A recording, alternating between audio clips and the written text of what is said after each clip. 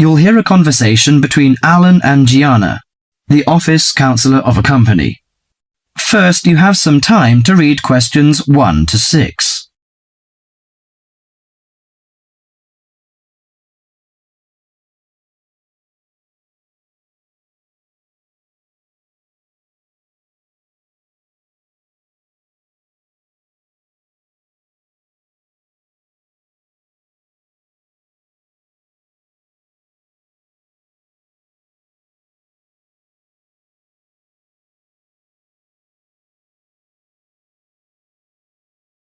Now listen to the conversation and answer questions 1 to 6. What's up, Jeanna? You look like you're in bad shape. Yes, maybe I'll get sick leave from the boss and finally catch up on some sleep. I've barely eaten and slept in days. Those are warning signs of occupational stress. How are things at work? Terrible. After all the layoffs lately, the workload is totally overwhelming for everyone that's left. So I spend every waking moment in the office. I'm kept busy all the time. So you need to take a few minutes break every so often to clear and refresh your mind. But my boss will complain I'm not hard-working. She's so capricious that you can't predict her reaction sometimes. Maybe your boss just doesn't have a clue about how much you're really doing. Keep her updated on your achievements and projects. Also insist that she prioritize everything so you can manage your time better. That's right. I suppose that would help me regain some sense of control, but I'm afraid that she'll take that as a sign of laziness and give me the axe. So take the initiative and hit the job hunting trail now. You'll be surprised at how many opportunities are out there. That's encouraging. Anyway, you should cheer up and get rid of the situation. You know, according to a survey, about 40% of all people find their work very stressful, and 25% develop mental or physical diseases. Before you hear the rest of the conversation, you have some time to look at questions 7 to 10.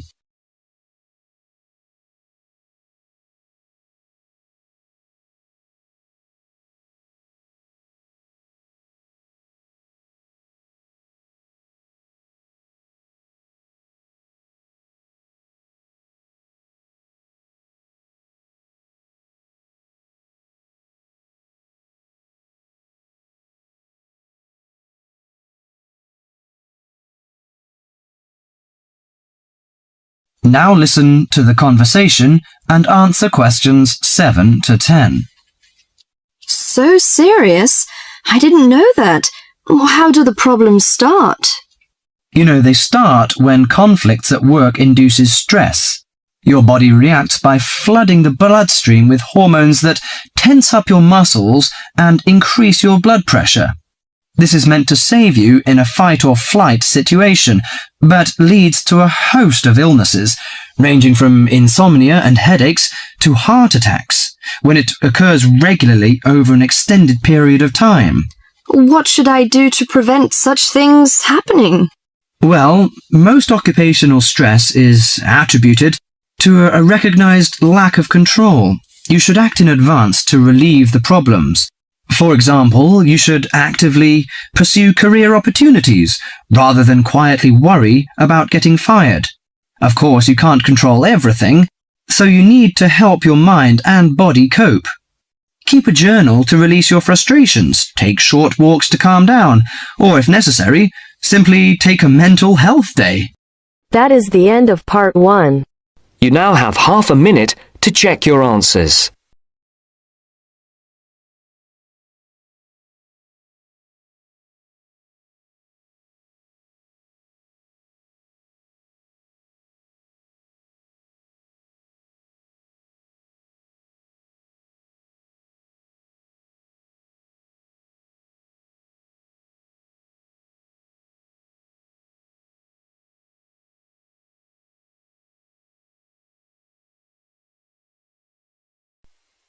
Now turns to part 2. Part 2. First, you have some time to look at questions 11 to 17.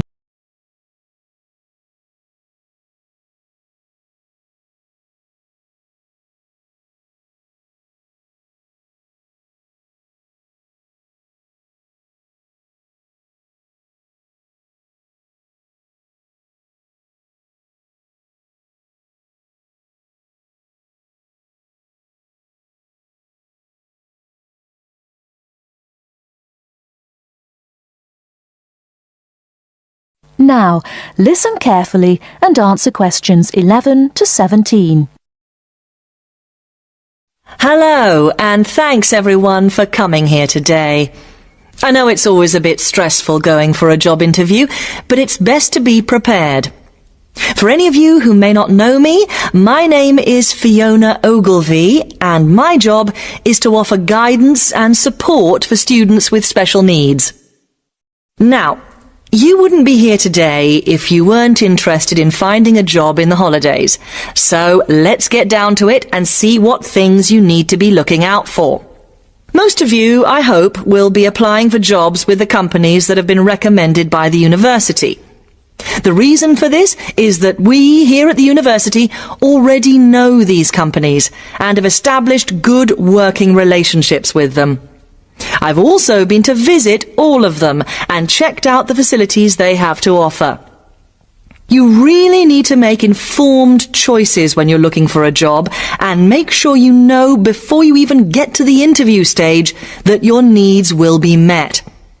But I know that some of you are applying for jobs independently and have looked at companies outside the university recommended list. So for you, it's best to plan ahead and be aware of what it is you may need while you're working. Things that you need to check when you go for an interview are there enough toilet facilities, and are these easily accessible?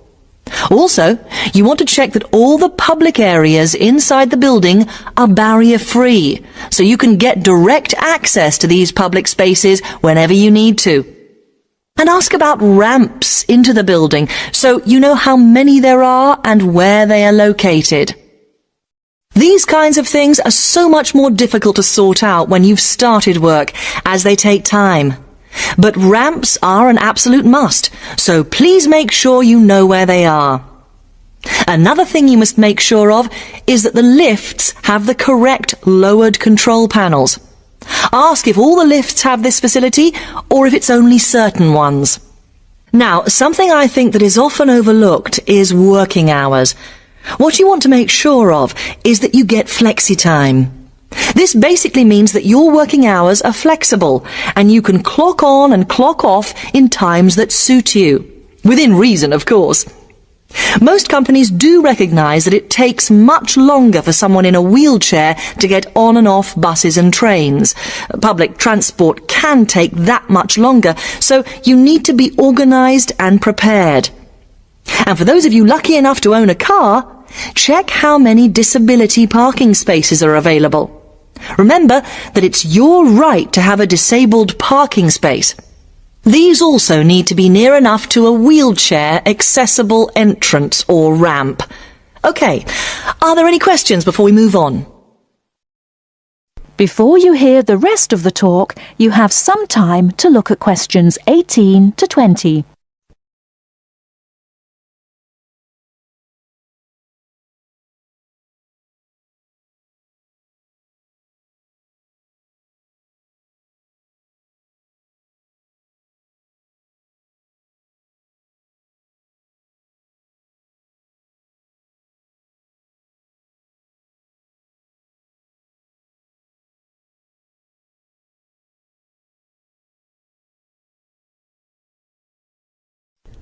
Now listen and answer questions 18 to 20. Right, let's move on then. Now I want to talk you through the series of visits to companies which we've got planned for next week. On Monday morning, we will be visiting the Lowland Hotel. They have various summer jobs available, working as a receptionist or conference organiser in their busy conference centre, organising and setting up conferences.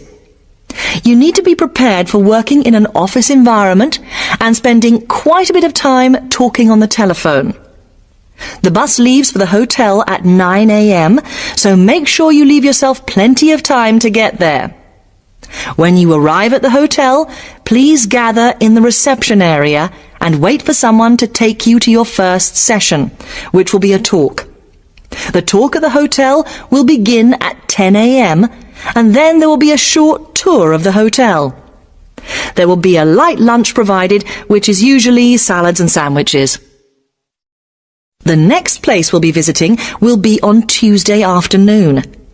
We'll be going to visit a little local company that makes handmade paper and cards.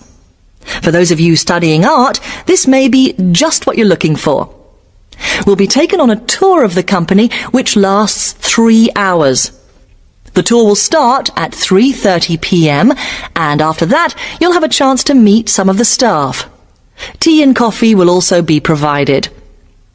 We have no trips planned for Wednesday, but on Thursday morning we'll be going to Tobago Travel Agency. This is a very popular choice amongst our students because you can get student discounts on holidays. We've booked a coach for this and it'll leave from outside the refectory at 8 a.m. You'll need to bring a packed lunch for this, so please don't forget. There is a little canteen where you can buy hot and cold food, but this is closed on Thursdays. Friday, we'll be having representatives from all the companies visiting us, so you will have a chance to ask any questions, and of course, put your name down on the list if you're interested in working for them over the summer. This event will take place in the main hall next to the library, and it'll run from 10:30 until 4. I really hope you make the most of this excellent opportunity to not only earn yourself some extra money, but also to gain experience of what it's like to work. And if you'd like to find out more, then please ask some of the students who worked last year. They're all wearing green badges and will be happy to speak to you afterwards. That is the end of part 2. You now have half a minute to check your answers.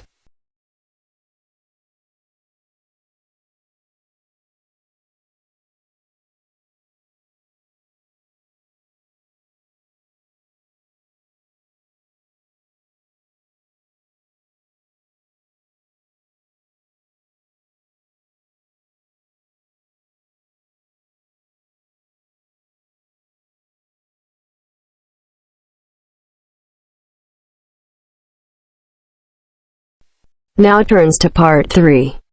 Part 3.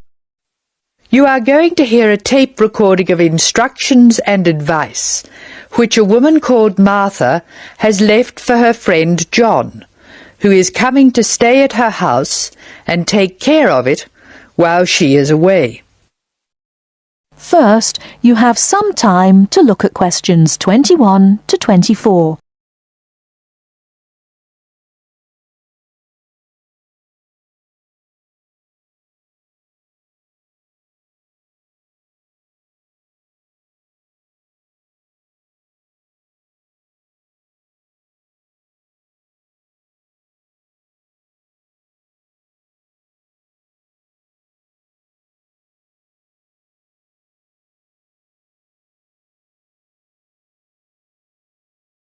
Now, listen carefully and answer questions 21 to 24.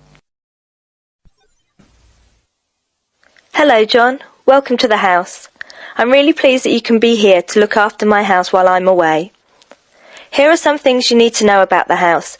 Important stuff like when the garbage is collected. In fact, let's start with the garbage, which is collected on Friday. Just write garbage on the calendar on the days they take it away. Put it out on Friday every week. That'll be Friday 22nd, Friday 29th and Friday 5th. It's a really good service. The trucks are quiet and the service is efficient. The bin will be put back outside the house empty. It's a good idea to put it away quickly. This street can be quite windy. I once watched my next door neighbour chase her bin the whole length of the street. Every time she nearly caught up with it, it got away again. The waste paper will be collected this Tuesday. That's Tuesday 19th. There's a plastic box full of paper in the front room. Please put it out on Tuesday. The truck will come during the day. If you don't mind collecting old newspapers and other paper and putting them in the box, I'll put it out when I come home. The paper people only come monthly. I have some things to give to charity in a box in the front room. Would you put it out on Monday the 25th, please? It's a box of old clothes and some bed linen which I've collected, plus a few other bits and pieces. Be careful when you pick it up, because it's heavier than you might expect. The charity truck will come by during the day on the last Monday of the month. If you want to use the library, you'll find it on Darling Street. I've left my borrower's card near the telephone. It has a very good local reference section if you want to find out more about this city. I'm sorry to say we don't have a cleaner. Oh yes, filters. Please would you change the filters on the washing machine on the last day of the month, which is Sunday the 31st. We find that the machine works much better if we change the filters regularly. The gas company reads the meter outside the house, so don't worry about that. I think that's all the information about our calendar of events. Before you hear the rest of the talk, you have some time to look at questions 25 to 30.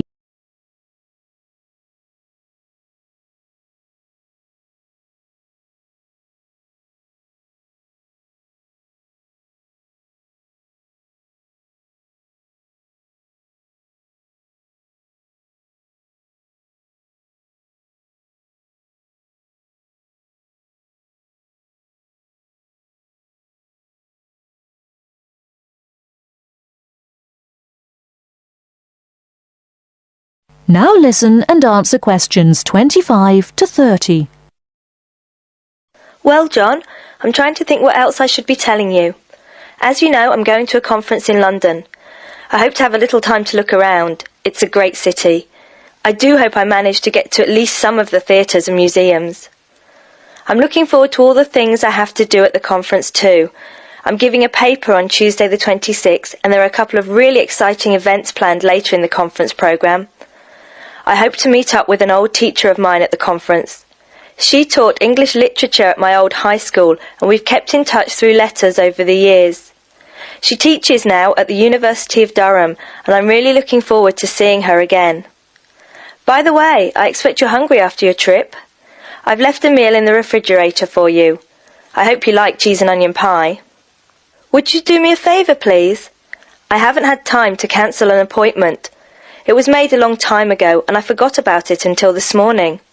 It's with my dentist for a checkup on Thursday the 28th. Could you please call the dentist on 816-2525 and cancel the appointment for me? Thanks a lot, John. One last thing. When you leave the house, make sure the windows and doors are shut and set the burglar alarm. The alarm code number is 9120, enter. Have fun. I'll see you when I get back. This is your friend Martha saying goodbye. That is the end of part 3. You now have half a minute to check your answers.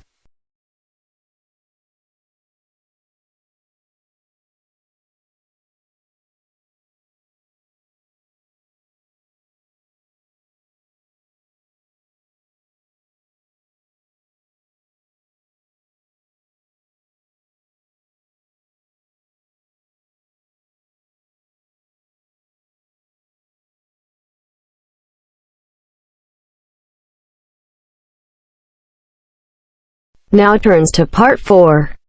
Part 4. Now listen to the second part of the lecture. As you listen, complete the notes below. First, you have some time to look at questions 31 to 40.